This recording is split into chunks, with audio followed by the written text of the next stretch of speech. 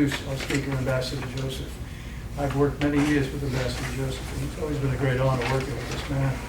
He's had many senior positions. Let me just start as the U.S. Ambassador to U.S.-Russia Commission on Nuclear Testing and Principal Deputy Assistant Secretary of Defense for International Security Policy, Deputy Assistant Secretary of Defense for Nuclear Forces and Arms Control Policy, and Nuclear Policy Planning Officer at the U.S. Mission to NATO. He served on the National Security Council when I first met Ambassador Joseph as a Special Assistant to the President and Senior Director for Proliferation Strategy.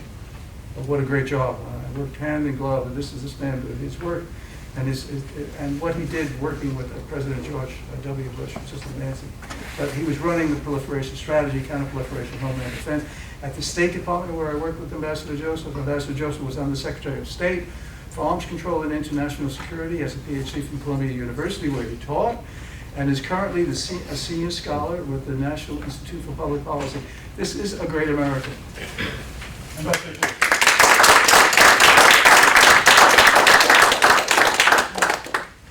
Joe, thank you very much, both for the invitation to be here and for the kind words.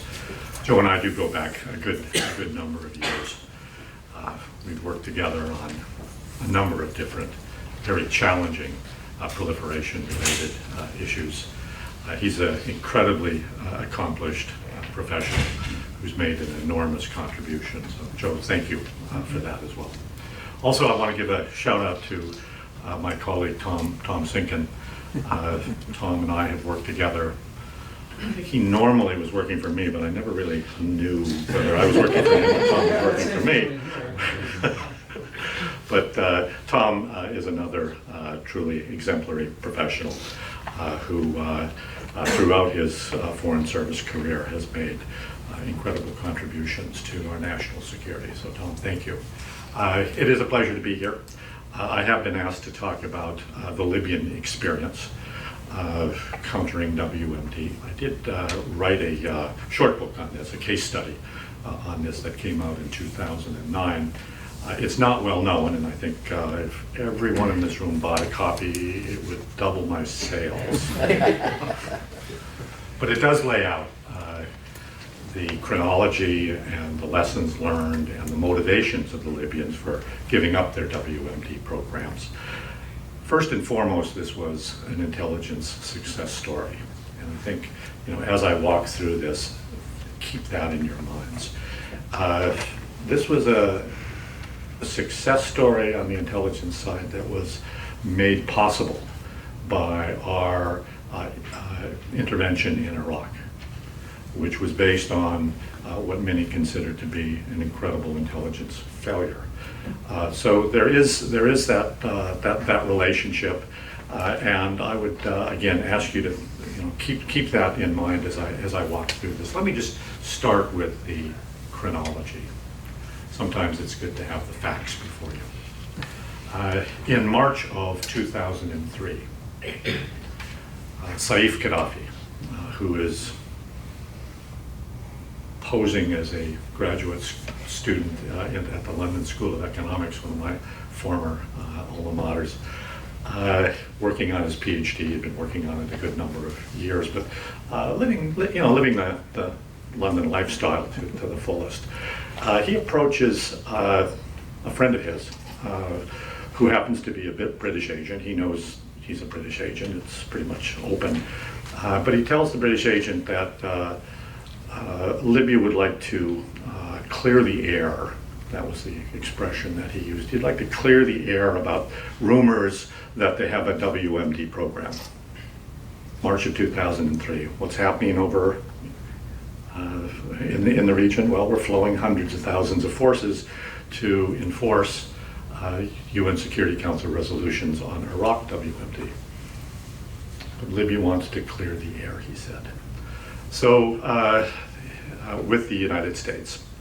And so the British make the connection to our intelligence officials. And that begins a series of meetings that occur in various European capitals over the summer. The dialogue is pretty much always the same. Our colleagues US and UK on the intelligence side, tell the Libyans that we really need to send over a team of experts in order to understand what is going on and to investigate our concerns. And the Libyan response is always the same, and it's, well, we'll get back to you.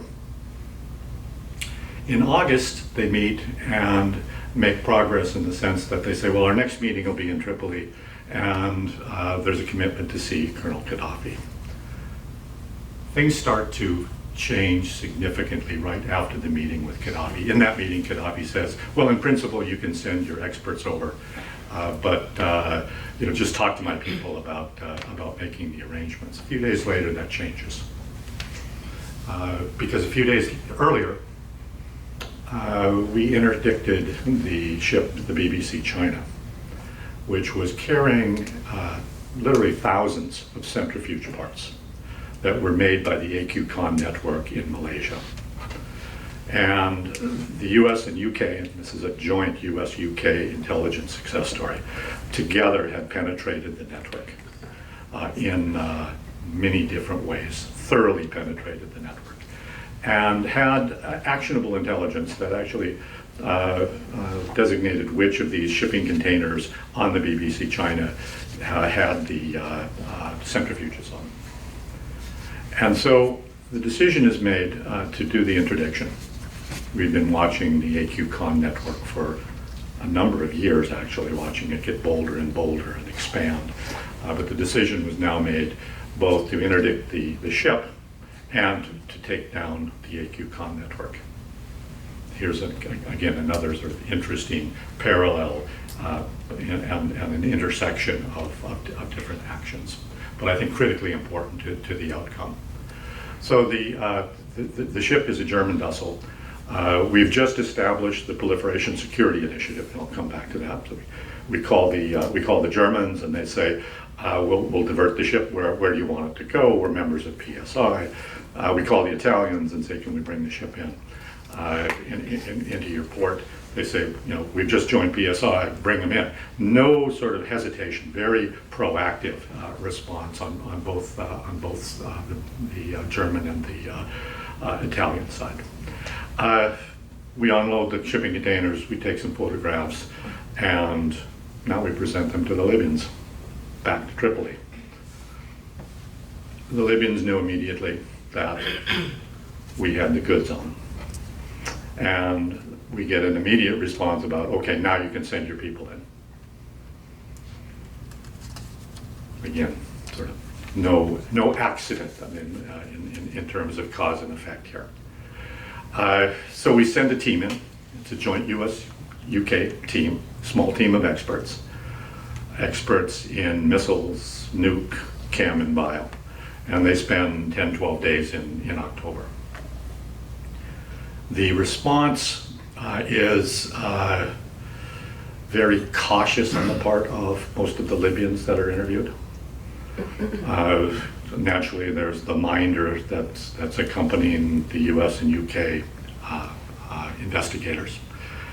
But you know, we learn a lot. We learn a lot. The experts come back. The US does an assessment. The UK does an assessment. They both agree that, well, we really need to get more information on the ground. We need to have our teams return, and so the teams are allowed to return in early December. The contrast is stark at this time in terms of how the US and UK team members are treated. The Libyans take us to facilities that we didn't know about. They're very open in the interviews. There's a sense that the Libyans really are coming clean at this point. What sealed it for me, and I was probably more skeptical than any others on the policy side at least, was when the team is leaving, a number of Libyans run up to the team members, really right at the airplane they're getting on, and hand them some shopping bag that contained diagrams for a nuclear weapon, and said, you know, these are things that went along with our purchases from AQCON. It's at that point that the president, and the president was really his own action officer on this, decides that we're going to move to the next level, that we're going to put this in the policy realm. And the decision was made not to inform the State Department. The sense was, if we informed State, it would leak in 10 seconds. It was also the decision not to inform the Pentagon, because for sure it would leak in 5 seconds. And so we went, we went with, just a very, very restricted group in the policy community. The president, the vice president, Condi Rice, her deputy, and me on the policy side. The intel side, it was all very compartmentalized as well. A good number of people were involved, both operationally and in terms of expertise as well. But there was less concern about it leaking on the intel side, given that at least sometimes intel professionals can keep a secret. No offense. It's just my experiences in the policy community, and I've experienced a lot of that as well. So given that there are 5 or 6 people on the policy side who are knowledgeable about this, and given the thing, given the fact that this stuff tends to roll downhill, I was designated as the policy person to go and deal with the Libyans. Didn't have the benefit of my background is in arms control, and there you have interagency backstopping for months and months. You have talking points and fallback positions and all that. Didn't have any of that. The president, when I'm leaving, says, "Don't screw this up." Okay. General guidance: don't screw it up. And so I go over, accompanied by my intel colleagues, for whom I have enormous respect. And we go to London. The Brits host the meeting, and we start off early in the morning. And we come into one of the foreign offices where the talks are to be held. And on the other side of the table, we have the Brits and the U.S. on one side and the Libyans on the other, is a fellow named Ambassador Obaidi, who happened to be the ambassador to Rome. He later became the national security advisor for Mr. Gaddafi. His fate is. There were another number of others, including Colonel Gaddafi's interpreter, who was obviously, the fellow who was there to watch the Libyan side.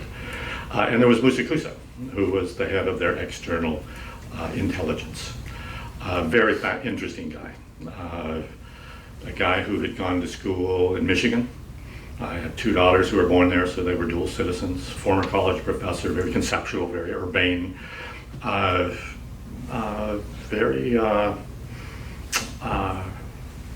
Very interesting fellow who was called the envoy of death in his country because he killed people who opposed the Gaddafi regime. And he was clearly the authority in the room, because whenever one would ask Mr. Obaidi something, he would always say, "Well, let me see what Brother Musa has to say on that issue." So we open up. My British colleague says a few nice words. Ambassador Obaidi says, "We're here to talk about relief from sanctions." And I did what I had seen Marshal Akrameyev do in the old days, in the arms control days. My first sort of arms control summit meeting, the Undersecretary of Defense had left, he had retired, it hadn't been replaced, the Assistant Secretary had been fired, and I was the Deputy Assistant Secretary, so here you have me, really, I'm the only guy left standing, from the Deputy Secretary to Secretary Weinberger, and Secretary Weinberger was no fan of arms control. But I go into this meeting, long table, 30 people on each side. Marshal Akrameyev here, Max Kappelman here, Ambassador Kappelman, great American, tough negotiator, labor negotiator, tough as nails. But something happens when Americans become arms control negotiators. I'm not quite sure what it is. I'm not a psychiatrist or psychologist, but I'll never forget the scene. Max reads his talking points. Here's what we can give you. Since our last meeting, we've worked all on these issues, and here's how we can move the ball forward. Marshal Ackerman folds his folder over and says, "That's not enough." You'd think that would lead to the end of the meeting, but it didn't. It led to a pause. Max says, well, let's just take a short break, and when we come back, we'll see what more we can give you. That was a lesson to me. And so, many years later, I just closed my folder and said, that's not why we're here. And my British colleague, seeing where this was headed, decided to call a pause. We took a pause for several hours, and then we reconstituted the group in a much different setting in the Travelers Club in London, which is one of these gentlemen's clubs, right out of Central Casting. And we had a special room in more ways than one. And we have a round table, and you've got the Libyans over here and the US, UK here. Get heavily intel, but this is now a policy meeting. And we spent the next 6 hours talking about the public statement that we insisted that the Libyans make, that will say that they have a nuclear weapons program as well as a chemical program, and that they would give it up. The Libyans started off with the draft. We had asked them to bring a draft. They brought a draft that talked about, this is December 16th, this is the Christmas season, and we want good cheer for all men, and nobody should have WMD. So we had to move from there to Libya has a nuclear weapons program, and we're going to give it up. And it was tough. It was tough getting there. But the Libyans, they were in a tough situation.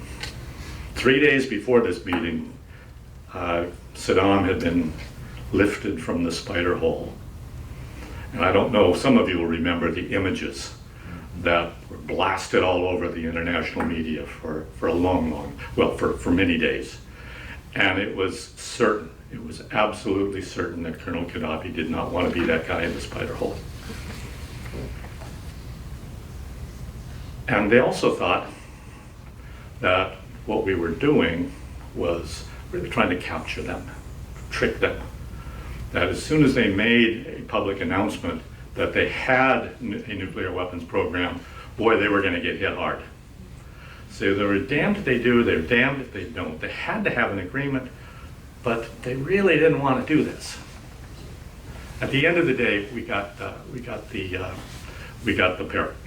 paragraph. Again, 6 hours, but it occurred to me at the table, again, no backstopping, no background points, no talking points. It just occurred to me, and this is where I was thinking of North Korea at the time, or Iran, that this word abandon, that can mean different things. And so I said, we need to get your commitment on what this word means. And what it means to us is we're going to come over and we're going to remove this stuff. We're going to take all of your nuclear equipment, and we're going to take, and we're going to take all of your equipment out of the country, and we're going to, bring your chemical munitions out. We're going to bulldoze them, and we're going to get rid of the chemical agent. And the Libyans really didn't want to go there. They said, well, you know our position. I said, that's not good enough. The president has sent me over here. I got to be able to guarantee the outcome to him that we know what these words mean. And then they said, well, your intel colleagues, know our position on this as well. And I said, no, we've got to, at this table, agree on what this disposition, what this abandonment means. And so I took out a little piece of paper, I still have it, and I said, okay, on the nuclear side, we are going to take all centrifuge parts. We're going to take all special nuclear material. We're going to take all material associated with conversion, the yellow cake to the UF6, just part by part. And we just walked down the list, and we did the same with the chemicals. We'd come to the conclusion, our intelligence community, that they didn't have an active bio program. So it was really just the nuclear and the chemicals. And then an odd thing happened. One of the Libyans said, we'd really like to join MTCR. the Missile Technology Control Regime. Now, I've been around arms control and non-proliferation a long time, just thinking to myself, they don't export missiles. What's this about? And they said, well, we'd really like to be members. And I said, well, if you're members, you have to abandon missiles of, over 300 kilometer range and 500 kilogram front ends. They said, okay. So, it was just kind of a go along. We got their missiles. We got their long range Scud missiles. And when we sent over a ship, we packed those on board and brought them back over here. December 17th, we go back to the States. Our Libyan friends are back in Tripoli. Gaddafi's apparently climbing the walls. He's so anxious because he's got, if I don't agree, I'm going to get hit. If I do agree, I'm going to get hit. So Prime Minister Blair calls him and assures him that the Americans won't strike if they fulfill all of their commitments. So we worked through a few other issues, back and forth on some changes in the draft, and then ultimately on the 19th, the Libyans make their statement. It was supposed to be Colonel Gaddafi making a televised statement, but they called and said he had a sore throat and he couldn't, the kind of guys you're dealing with there, he couldn't do it. So the foreign minister did it, and Gaddafi followed up with a written statement. And then Blair and Bush, in very orchestrated way, gave their statements welcoming this decision on the part of the Libyans. And that was it. In January, we meet again in London. We make arrangements for us bringing over the experts in the ship to get everything removed. It was interesting in the January session. The Libyan head of delegation, again, it's the titular head, Ambassador Obaidi, took me aside, and he said, we were stunned at how tough you were with us in December at that in the negotiations. And then he said, and that was the best thing that could ever have happened to us. On the 20th of December, Saif Gaddafi comes back in the picture. He gives a television interview, and he says in that interview that, well, the Libyans are going to take all of their nuclear equipment and just kind of put it in storage, and maybe later they'll come out with they'll reformulate and have a peaceful nuclear program. Well, you never heard that again. Obviously, they had, they went to him and they said, this stuff's getting removed. We've agreed to have it removed. And so we didn't have to worry about another peaceful program like Iran's. It was brought back. Let me talk about the motivations. One motive clearly was sanctions, removing sanctions. The first time I went to Tripoli, I was struck with how sort of dilapidated everything was. And you go to the airport, just really run down, and really weird airlines that you've never heard their names before. It was just run down, and the Libyan oil industry was hurting in terms of exploration, extraction, etc. They really needed our technology in key areas. I'm convinced that was a motivator. I'm also convinced that sanctions alone, which had been applied for many, many years, would never have gotten us to the point of taking all of this stuff away. But it's a motivator. Another motivation was the sense of changing sort of the perception of Libya.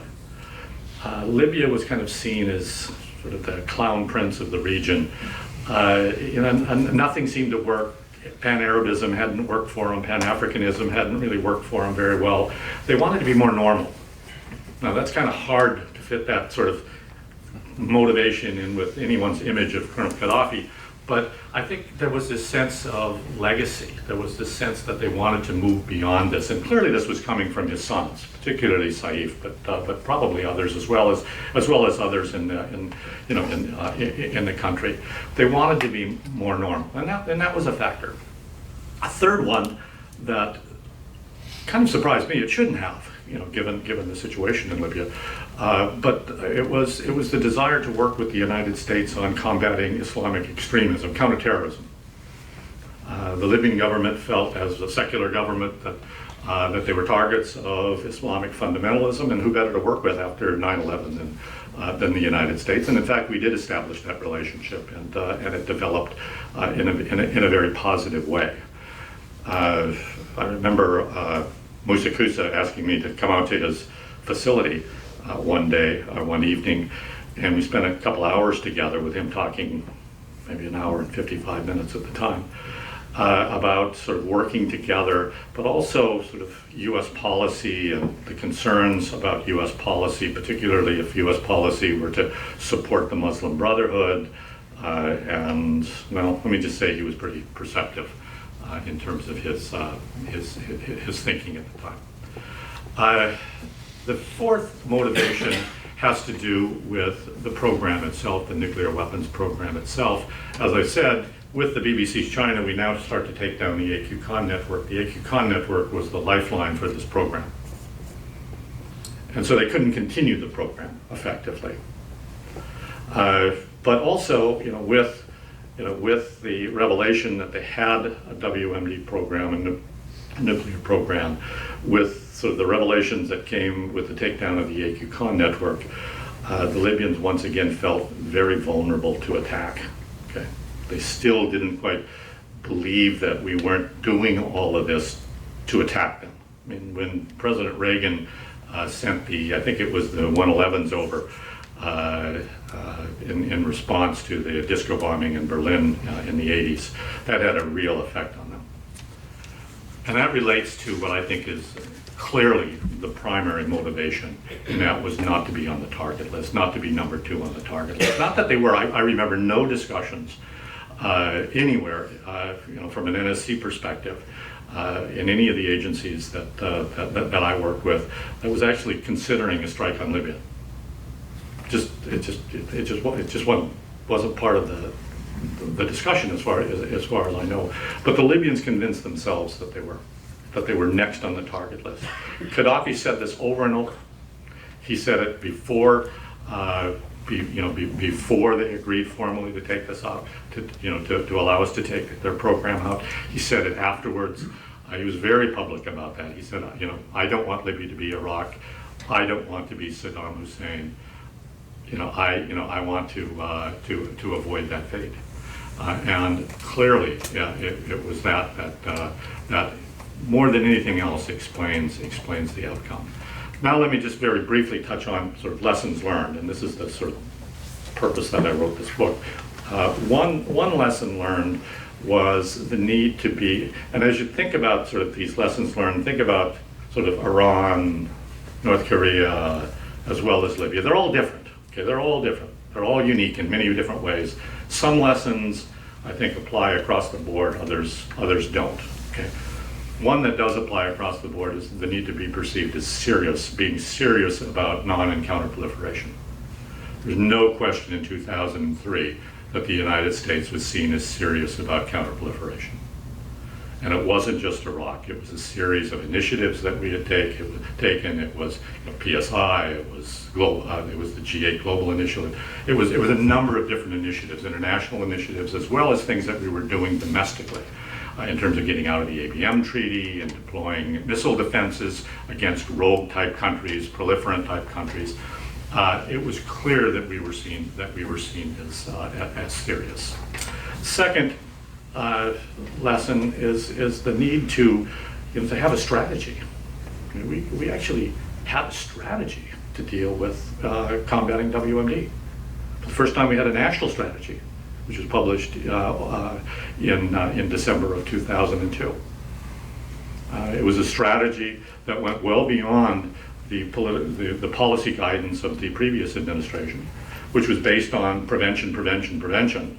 It was export controls, it was supporting the NPT regime, and it was non-Lugar or cooperative threat reduction programs, all of which are very important. And all of which in our strategy, we said we need to redouble our efforts. Okay, these are really important. But we made, we believe, based on the facts, and North Korea was Exhibit A, that we weren't always going to be successful in prevention. So we had to protect against these types of threats. So we needed to have interdiction. We needed to be much more forward-leaning. We needed to have new capabilities. We needed to have new concepts, like concepts of deterrence, because this wasn't sort of Cold War adversaries. This was a much different environment, and we had to think differently about offenses and defenses. And so we needed a broader national comprehensive whole of government strategy for dealing with the threat. And so we had prevention, we had protection, and we had as the third pillar response, because we also believed that we would not always be successful in protecting against a strike. So we had to be able to deal with the effects through what we call, it's a terrible sort of bureaucratic term, but consequence management, but also attribution and a number of other things. We needed to, in the context of this broad strategy, bring together all of the tools. And when you think about Libya, think about intelligence. Think about economic tools that were applied. Think about diplomacy. I mean, think about, first and foremost, I would argue, military force. Not that we used military force, but it was uppermost in the minds of those whose policies we were trying to affect. There are 10 lessons learned that I talk about. I'm not going to touch on all of them. A couple of ones, and clearly those first two I think apply to any proliferation challenge. A couple that may be unique to Libya. One would be, of course, the secrecy component, keeping this secret, preventing this from leaking, because it did leak. There's no way Gaddafi could have done what he did, what he decided to do. There are some lessons learned that are also sort of counterintuitive. I make the argument that there was no way we should have bargained with these guys. Okay, when Obaidi says in his opening remarks, we're here to talk about relief of sanctions, that's a bargaining game. That's not why we're here. And I'm convinced, had we gotten into the bargaining, we might still be at the table. And if we're not at the table, we would have given in. Again, my sense is that we don't, and this is not a Republican or Democrat thing, it's, we just don't do well in arms control negotiations. And we can talk about New START, and we can talk about any of the other agreements that you'd like to talk about. Other than START 2, which was a really good agreement, and the Russians, of course, didn't ratify it for that reason, and the INF agreement, which I favored, but now the Russians are violating that. But those most arms control agreements, I think, have not accrued to our basic interest. So I would just advise that you take a look at the other lessons learned, and well, let me talk about one other because I don't want to give the wrong impression. One other lesson learned was to ensure that in this case the Libyans could save face. This was not about sort of putting it in their face. This was not about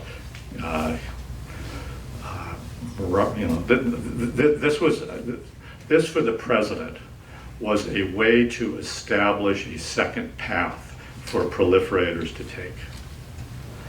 It was Iraq, one path, and Libya, another.